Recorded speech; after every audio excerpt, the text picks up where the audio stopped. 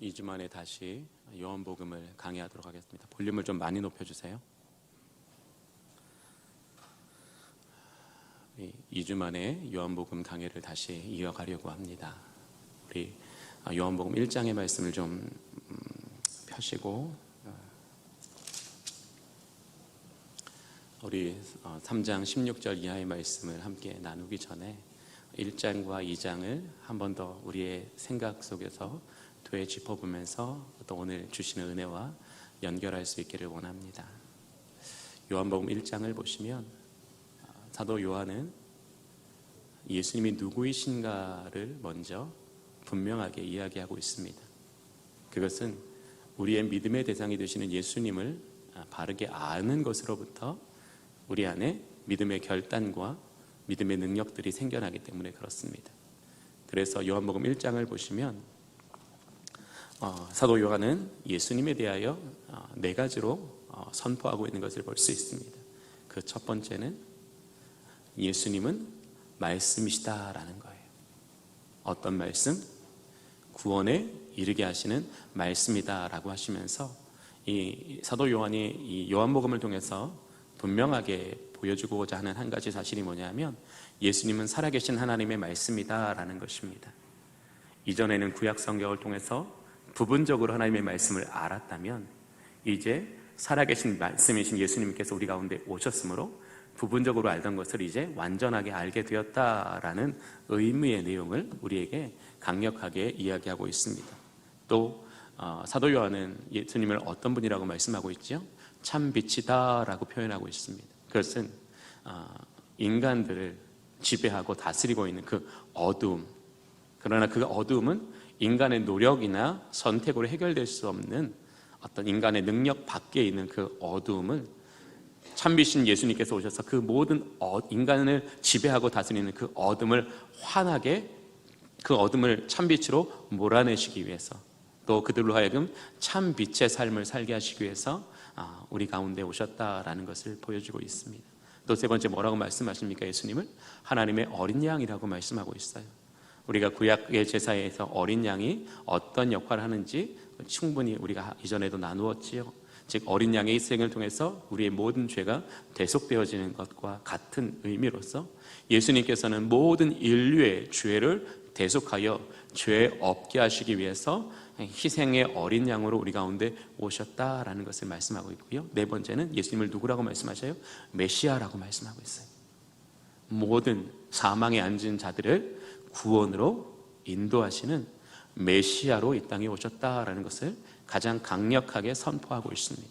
그러면서 이제 이 요한복음 1장에서 예수님이 누구이신가에 대해서 구체적으로 이야기하고 있다면 2장은 예수님께서 이 땅에 왜 오셨는가를 또 계속 이어가고 있습니다.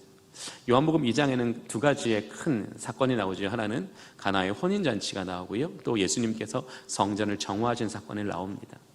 예수님께서 성전을 정화하신 사건을 통해 무엇을 보여주셨죠? 예수님께서는 예배를 회복하러 오셨다라고 말씀하셨어요. 예배의 회복은 뭐예요? 곧 믿음의 회복이고 삶의 회복이기 때문에 그렇습니다. 예배의 회복이 없는 믿음의 회복이 있을 수 없다라는 거예요. 모든 약해졌고 또 깨어졌던 그 믿음의 회복을 일어나기 위해서 예수님은 무엇을 먼저 회복하셨다고요? 예배를 회복하셨다라는 거예요. 그리고 두 번째, 또 예수님은 성전을 정결하게 하시는 걸 통해서 믿음을 회복하게 하셨다라는 거예요. 성전이 자신의 기능과 역할을 충실하게 감당하게 하심으로써 그 안에서 하나님을 경외하며 하나님을 믿는 사람들의 그 믿음을 온전케 하시기 위해서 성전을 성전되게 하셨다. 예배를 회복하러 오셨고 또 믿음을 회복하러 오셨다. 그리고 가나안 혼인잔치를 통해서 예수님은 인간의 본질을 바꾸기 위해서 오셨다라고 했어요. 물이 포도주가 되는 그 본질적인 변화가 일어났던 것처럼 죄인이었던 우리의 본질이 예수 그리스도의 그 십자가의 보혈로 말미암아 의인되어지는, 의롭게 변화되어지는 그 인생의 참된 본질의 변화를 위해서 우리 가운데 오셨다라는 거예요.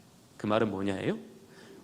예수 그리스도를 믿는 믿음 안에 우리가 있다면 이 성경에서 말씀하시는 그 약속하신 이 모든 은혜들이 오늘 저와 여러분의 삶에 충만하게 채워진다라는 거예요. 예수 그리스도를 믿는 그 믿음 안에 살아가는 순간 우리의 예배는 회복될 것이고 우리의 믿음은 회복될 것이다 라는 거지. 그래서 우리는 그분이 우리 인생의 참빛이 되시는 것을 경험하고 날마다 그분으로 말미암은 속죄로 인하여 우리는 의로운 삶을 살아갈 수 있습니다라는 것을 연속적으로 보여주는 거예요. 그러면서 3장에는 어떤 메시지를 우리에게 주고 있죠. 또 3장에는 아주 중요한 한 명의 증인이 나옵니다. 누구죠? 니고데모였습니다. 그러면서 예수님께서는 이 니고데모와의 대화를 통해서 예수님께서 왜 이 땅에 오셨다고요? 거듭나게 하시기 위해서, 성령으로 말미암아 거듭나게 하심으로써 하나님 나라를 보게 하여 주셨다라는 거예요. 왜? 우리의 인생의 방향과 목적이 어디에 있기 때문에? 하나님의 나라에 있기 때문에. 그 하나님의 나라를 볼 수 있고 그 하나님의 나라를 믿을 수 있고 그 하나님의 나라가 현재가 되는 사람만이 참된 구원받은 생명으로 살아갈 수 있기 때문에 이 1장에서는 예수님이 누구이신가를 분명히 선언하고 있으며 2장과 3장에서는 예수님께서 왜 우리 가운데 오셨는가에 대해서 우리에게 이야기하고 있습니다. 그러면서 오늘 요한복음 3장 16절은 하나님께서 그의 아들을 우리에게 보내주신 분명한 이유와 목적을 또 우리에게 이야기하고 있습니다. 오늘 우리 본문 3장 16절을 한번 함께 암송해 보겠습니다. 한번 해볼까요? 시작. 하나님이 세상을 이처럼 사랑하사 독생자를 주셨으니 이는 그를 믿는 자마다 멸망하지 않고 영생을 얻게 하려 하심이라. 아멘. 아마 이 요한복음 16장의 말씀은 믿는 자들 뿐만 아니라 믿지 않는 사람들에게도, 믿음이 없는 사람들도 한 번쯤은 들었고 한 번쯤은 본 말씀일 겁니다. 왜? 모든 교회가 전도지 할 때마다 전도지의 거의 핵심 문구가 이 성경 구절이고 또 교회의 어떤 그런 현판이나 여러 가지 다양한 매체 속에 이 구절은 빠짐없이 들어갑니다. 왜 이 구절을 하나님께서는 믿는 사람뿐만 아니라 믿지 않는 사람에게까지 이 말씀이 널리 퍼져나가게 하셨을까요? 이 말씀이 복음 중에 복음이기 때문에 그렇습니다. 이 말씀이 복음의 핵심이기 때문에 그렇습니다. 이 말씀을 통해서 우리가 이 하나님의 이 부르심에 응답하게 될 때 우리는 하나님께서 주시고자 하시는 가장 위대한 선물을 받을 수 있기 때문에 우리는 이 말씀을 통해서 우리에게 주시는 메시지를 듣기를 원합니다. 오늘 본문을 보시면 사도 요한은 이렇게 시작하고 있습니다. 하나님이 누구를 사랑하시는가? 우리 16절을 볼까요? 하나님이 세상을 이처럼 사랑하사. 하나님께서 사랑하시는 대상이 누구라고요? 창조하신 모든 세계를 하나님이 사랑하신다라는 거예요. 창조하신 모든 세계와 그 세계에 충만하게 하사 세계를 다스리게 하시는 그 사람들을 사랑하여 주신다라는 거예요. 하나님께서 그들을 사랑하신다는 그 의미 속에는 뭐예요?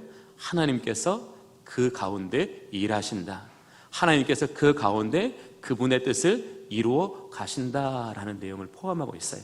우리가 하나님이 나를 사랑하시는 줄로 믿습니다라는 신앙의 고백을 드리는 건 뭐냐면 나의 감정에 호소하는 것이 아니라 살아계시고 지금도 일하시며 반드시 그것을 이루실 그 하나님께서 사랑하시는 내 안에 온전히 일하여 주실 것을 믿습니다. 이것이 바로 하나님이 나를 사랑하십니다라는 믿음의 본질이다라는 것입니다.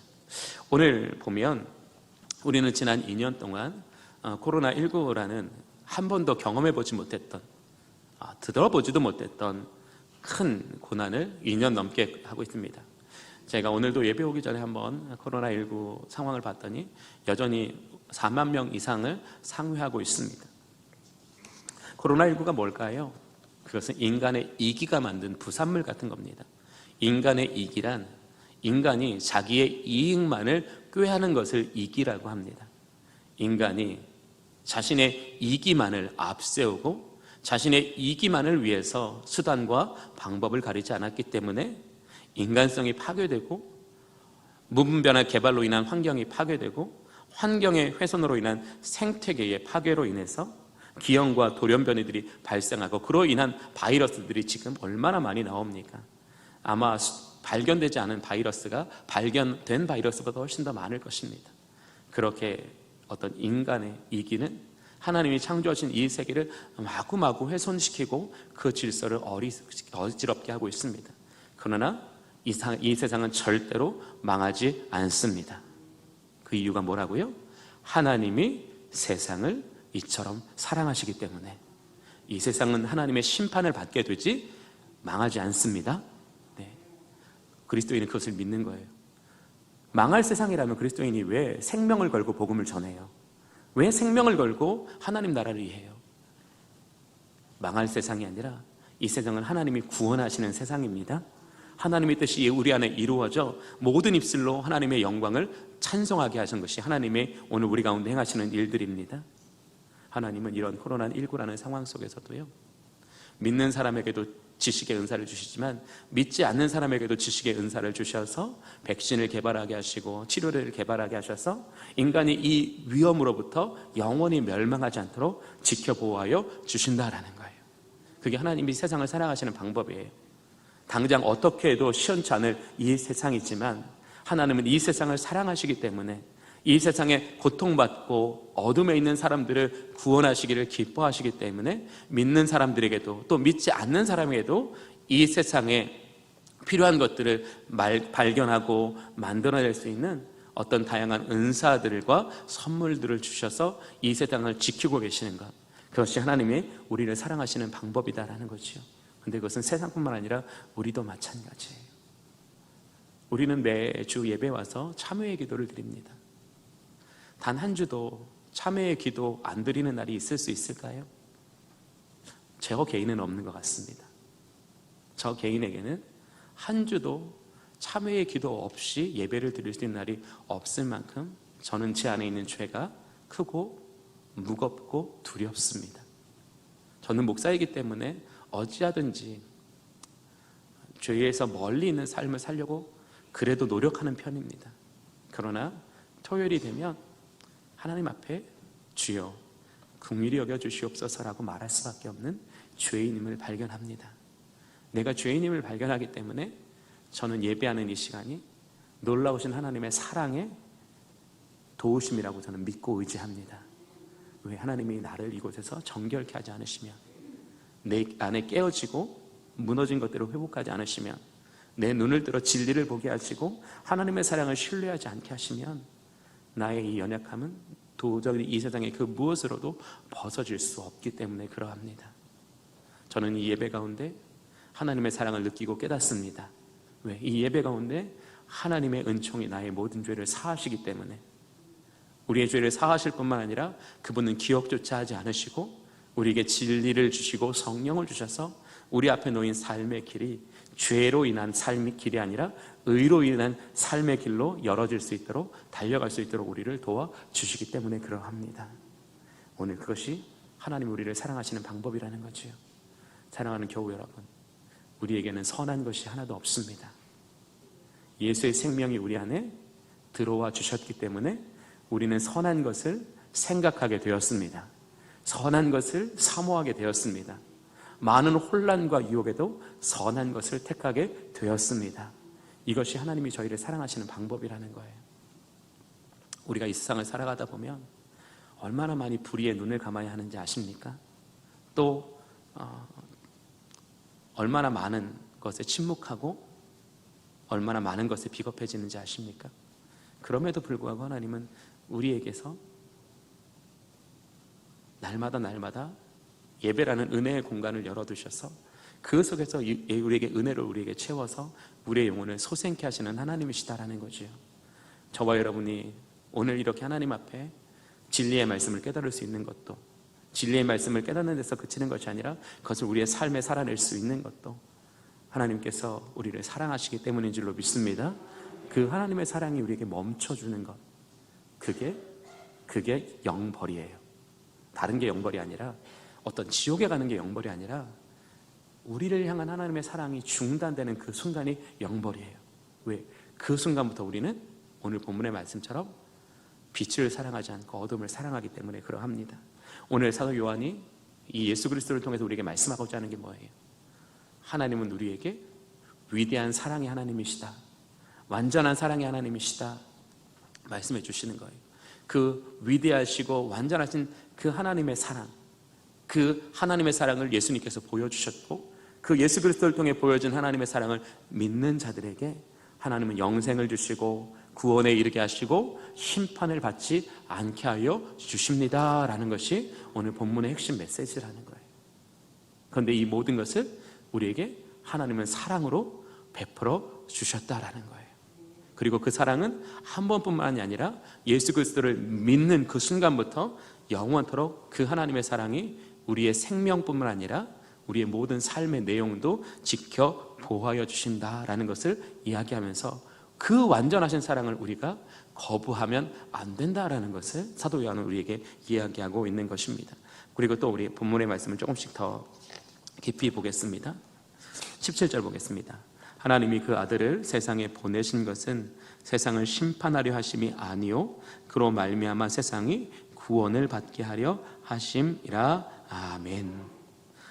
하나님께서 우리에게 예수 그리스도를 보내주셔서 그 예수 그리스도가 우리 안에 충만하게 거하실 때 우리는 구원애로의 삶을 살아낼 수 있다라는 거예요. 즉 인간의 의지와 노력이 구원에 속한 삶을 살아가는 것이 아니라 예수 그리스도를 믿는 믿음으로 말미암아 예수의 생명이 우리 안에 넘치도록 풍성하게 들어옴으로써 우리는 하늘에 속한 삶을 살아갈 수 있고 구원에 속한 삶을 살아갈 수 있다라는 거예요. 이게 축복이라는 거예요. 물질이 많아지는 것도 축복이지만 내가 구원받은 하나님의 자녀로 살아가는 게 더 큰 축복이다라는 거예요. 성령이 진리를 열어주시는 이유가 이거라는 거예요. 인간의 육신은 평안하고 즐겁고 행복한 것을 더 좋은 축복으로 생각하고 그것을 갈망해 하지만 성령이 우리에게 들어오시면, 성령이 우리 안에 충만하도록 임재하시면 우리가 생각할 수도 없는 놀라운 하나님의 축복이, 그 축복의 비밀이, 축복의 능력이 무엇인가를 성령은 우리에게 밝히 보게 하여 주신다라는 거예요. 그래서 우리로 하여금 육체로 살아가는 그 삶의 기쁨과 축복보다 구원받은 성도로서의 살아가는 그 삶의 축복을 더 갈망하도록 도와주신다라는 거예요. 그런 말이 있잖아요. 목이 마르지 않는 짐승에게는 물을 먹일 수 없습니다. 그러나 목이 마른 짐승에게는 물을 충분히 줄 수 있지요. 오늘 우리에게 이 하나님의 말씀에 대한 영적인 목마름을 주시는 것도 은혜다라는 거예요. 우리에게 영적인 목마름이 없으면 우리는 이 말씀을 들을 귀가 없다라는 거죠. 마당만 밟고 지나가지만 우리에게 갈급함이 있어서 하나님 오늘 주시는 이 말씀 속에서 내가 주님의 음성 듣기를 원합니다. 주님의 뜻 깨닫기를 원합니다. 이것을 통해 내 삶이 세워지기를 기대합니다. 이 모든 것을 이루시는 것이 하나님의 사랑입니다. 그 하나님의 사랑을 신뢰합니다. 그때 이 예배는 우리 안에 하나님의 놀라우신 뜻과 은총이 우리 안에 부어지는 하나님의 축복의 시간이 된다라는 것입니다. 오늘 우리 사랑하는 주님의 모든 성도님들이 예수 그리스도를 영접하고 예수 그리스도가 우리 안에 충만하여 구원받은 성도의 삶이라는 더 좋은 복을 누리시기를 원합니다. 그 구원받은 성도의 삶에는 사도 바울처럼 정말로 도저히 잠잠할 수 없는 하나님의 놀라우신 은총과 복이 내재되어 있습니다. 그리고 또 우리 19절을 볼까요? 18절을 볼까요? 그를 믿는 자는 심판을 받지 아니하는 것이요 믿지 아니하는 자는 하나님의 독생자의 이름을 믿지 아니함으로 벌써 심판을 받은 것이니라. 아멘. 오늘 18절을 그를 믿는 자는 심판을 받지 아니하는 것이요 라고 말씀하세요. 이것은 심판을 면제시켜 주셨다라는 말이 아니에요.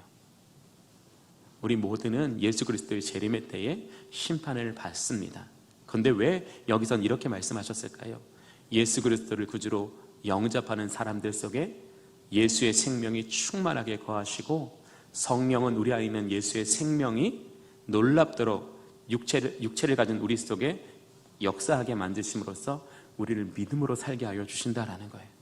예수 그리스도를 믿는 그 순간부터 우리가 성령의 돌보심을 힘입어 그리스도 예수의 날까지 우리가 믿음을 지키고 믿음 위에 굳게 서면 우리는 이미 심판을 패스한 거라 다름이 없다라는 거예요. 그걸 말씀하시는 거예요. 그런데 그것을 내가 너한테 예수 믿는 복을 주었으니까 이제 믿음으로 사는 건 네 책임이야 라고 말씀하지 않으시고 우리의 연약함을 긍휼히 여겨주셔서 우리가 믿음으로 말미암아 그의 날에 이룰 수 있도록 성령이 우리를 붙들어 주시고 보호하시고 인도하여 주셔서 심판 앞에서도 그 심판이 도리어 기쁨이고 영광의 날에 되도록 우리를 도와주신다라는 것을 오늘 본문에서 말씀하시는 거예요. 그게 누구에게 주어진다고요? 예수 그리스도를 구주로 믿는 사람들에게. 예수 그리스도를 구주로 믿는 그 순간부터 성령은 우리를 먼저 거듭나게 하셔서 하나님 나라에 속한 삶을 살게 하시고, 조금만 볼륨 줄여주세요. 속하게 하시고, 또 우리에게 성령은 우리가 흠이 없는 주의 자녀로 주의 거룩한 날에 이도록 만들어 주시기 때문에 그리스도인 예수 그리스도를 믿는 믿음 안에 거한 사람은 심판이 두려움이 아니라는 거예요. 그 심판을 통해서 우리는 더 영광스러운 하나님의 나라로 들어가는 것 때문에 오히려 기뻐하게 된다라는 것을 이야기하는 거예요. 그런데 보면 우리가 또 주위에서 볼 게 있어요. 하나님의 독생자의 이름을 믿지 아니함으로 벌써 심판을 받은 것이니라. 벌써라는 단어는 뭐예요? 미래적인 단어가 아니라 현재적인 단어예요. 심판은 뭐예요? 예수 그리스도를 믿지 않는 게 심판이라는 거예요. 근데 그 뒤로 보면 심판의 내용이 뭔지 우리에게 말씀하고 있어요. 자, 보겠습니다. 19절입니다. 그 정죄는 이것이니 곧 빛이 세상에 왔을 때 사람들이 자기 행위가 악함으로 빛보다 어둠을 더 사랑한 것이니라. 아멘. 예수 그리스도를 믿는 사람에게 주어지는 하나님의 놀랍도록 위대한 은총이 뭐예요? 어둠보다 빛을 더 사랑하게 되었다라는 거예요. 이게 진짜 큰 축복이라는 거예요. 어둠을 사랑하는 그 상태에서 벗어나지 못하는 게 심판이라는 거예요. 진짜 심판이 뭐냐? 맨 마지막 날에 넌 이쪽으로 가, 넌 저쪽으로 가, 이게 심판이 아니라 어둠을 사랑하는 그 상태를 벗어나지 못하는 것, 그게 진짜 심판이라는 거예요. 왜? 어둠을, 예수 그리스도가 없어 어두움을 벗어나지 못하는 상태가 계속 이어지면 그 사람이 결국 마지막 심판은 뭐예요? 영벌에 들어가는 거기 때문에 그 사람의 심판은 이미 지금부터 이루어지고 있다는 거예요. 왜? 어둠을 사랑하는 그 현재의 상태에서 벗어날 수 없다라는 거예요. 그걸 심판이라고 말씀하시는 거예요.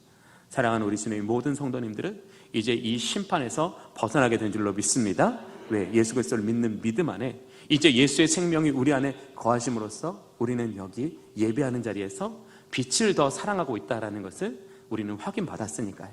우리가 빛을 더 사랑한다는 그게 어떻게 증명될 수 있어요? 우리가 믿음 안에 거하기를 원하고 또 빛된 삶을 살아가기를 원하며 이 땅에 하나님의 영광을 나타내기를 원하는 어떤 육에 속한 삶이 아니라 영에 속한 삶을 기대하고 그것을 바라보고 있기 때문에 우리는 이제 우리는 빛을 더 사랑하는 상태에 되었다라는 게 진짜 축복이다라는 거지.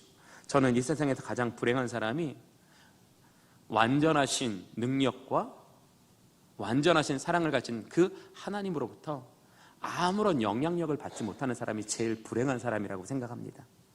그의 이름을 믿고 그의 아들의 이름으로 하나님을 부르는 자들에게 하나님께서 모든 좋은 것을 날마다 충만하게 내려주실 텐데 그 하나님의 더 좋은 은혜를 누리지 못하는 사람이 진짜 불행한 사람이다는 거예요. 오늘 우리가 하나님을 예배하는 이유가 뭐예요? 하나님 살아계시기 때문 아닙니까? 하나님 여기 계시기 때문이 아닙니까? 찾는 자들에게 구원을 베푸신다는 거 믿기 때문이 아닙니까?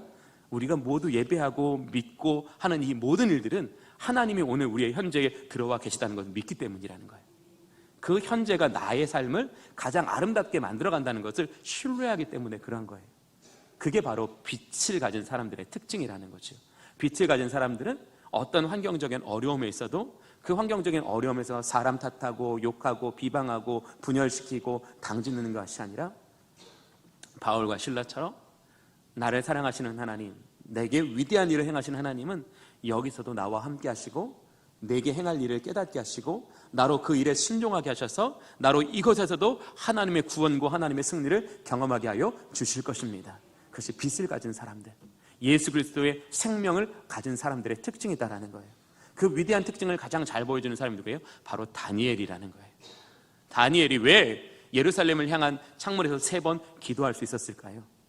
하나님의 영이 그 가운데 그를 주장하여 주셨기 때문에 그런 거예요. 그리고 그 땅에서 하나님의 의를 나타내게 하시기 위해서 하나님이 그 속에 역사하여 주셨기 때문이다라는 거예요. 그것이 빛을 가진 사람의 유익이다라는 것을 우리에게 이야기하고 있습니다. 우리는 참된 심판이 세상을 이처럼 사랑하시는 하나님의 실제에 조금도 영향력을 받지 못하는 상태가 심판이라는 것을 이제 깨달아야 합니다. 그리고 이제 우리는 그러한 심판을 받지 아니하고 우리에게 빛을 더 사랑함으로 말미암아 우리를 영원토록 형통하게 하시고 열매 맺게 하시는 하나님의 이제 은혜를 누리게 되었다라는 것을 우리에게 말씀하고 계시는 겁니다. 말씀을 정리하겠습니다. 우리 하나님의 말씀을 좀 보겠습니다. 우리 에베소서 2장 13절 15절 우리 띄워주세요. 함께 읽어볼까요? 시작. 이는 너희가 흠이 없고 순전하여 어그러지고 거드리는 세대 가운데에서 하나님의 흠 없는 자녀로 세상에서 그들 가운데 빛들로 나타내며 계속 띄워주세요. 오늘 사도 바울은 자신이 살고 있는 세대를 어떻게 표현하고 있죠? 어그러지고 거스르는 세대. 아마 우리가 살고 있는 이 시대도 동일하라고 생각합니다. 어그러지고 거스르는 이 세대 가운데 이 세대의 영향력을 그대로 받는다면 어떻게 될까요? 우리의 속사람은 점점 더 어두워지고 우리의 감각은 황폐하게 될 것입니다. 그런데 그곳에 하나님이 어떤 일을 행하신다고요? 흠이 없고 순전하게 하여 주신다라는 거예요. 어그러지고 거드르는 세대에 우리가 있을지라도 하나님은 예수 그리스도를 믿는 하나님의 자녀들을 흠이 없고 순전할 수 있도록 성령을 통해서 돌아보아 주신다라는 거예요. 그래서 그들로 뭐가 되게 하신다고요? 빛들로 나타나게 하여 주신다라는 거예요. 우리 그리고 요한계시록 19장 8절 보겠습니다. 우리 함께 읽어볼까요? 시작. 그에게 빛나고 깨끗한 세마포 옷을 입도록 허락하셨으니 이 세마포 옷은 성도들의 옳은 행실이로다 하더라. 아멘. 오늘 요한계시록에서 말씀하고 있어요. 성도들의 옳은 행실, 그것이 바로 빛으로 드러나는 삶이라. 빛을 더 사랑하여 그 빛으로 사는 삶을 선택하고 빛으로 사는 삶을 살아갈 때에 성도들 그 옳은 행실은 뭐가 된다고요? 하나님 나라에 들어가는 예복, 세마포 옷이 되게 하여 주신다라는 거예요. 우리를 가장 추한 모습으로 들어가게 하시는 것이 아니라 우리에게 옳은 행실이라는 세마포, 거룩하게 구별된 옷으로 하나님의 영광에 들어가게 하여 주신다라는 거예요. 그것이 하나님이 세상을 이처럼 사랑하신다고 우리에게 말씀하시는 은혜 안에 있는 것들이라는 겁니다. 오늘 우리에게 주신 말씀을 통해서 세상을 이처럼 사랑하시는 그 하나님의 사랑 안에 거하는 저와 여러분이 되기를 원합니다. 그 사랑으로 우리 안에 이루시는 하나님의 뜻이 우리 안에 온전히 이루어지는 삶을 살아가기를 원합니다. 그래서 우리의 삶이 하나님이 기뻐하시는 그 빛을 드러내는 그런 은혜의 삶을 누리는 저와 여러분이 되시기를 바랍니다. 기도하겠습니다. 좋으신 아버지 하나님, 그의 아들을 통하여 우리에게 보여주신 그 완전하고 그 영원하며 그 위대하신 사랑 안에 날마다 거하게 하여 주시옵소서. 하나님의 사랑을 신뢰하고 하나님의 사랑 안에 거하는 자들에게 하나님께서는 어둠에 속한 삶이 아니라 빛으로 드러나는 삶으로 우리를 인도하여 주신다고 약속하여 주셨사오니 우리 사랑하는 주님의 모든 성도들은 이 하나님의 신실하신 약속 안에 빛들로 드러나는 인생이 되게 하여 주시옵소서. 예수 그리스도의 이름으로 기도하옵나이다. 아멘.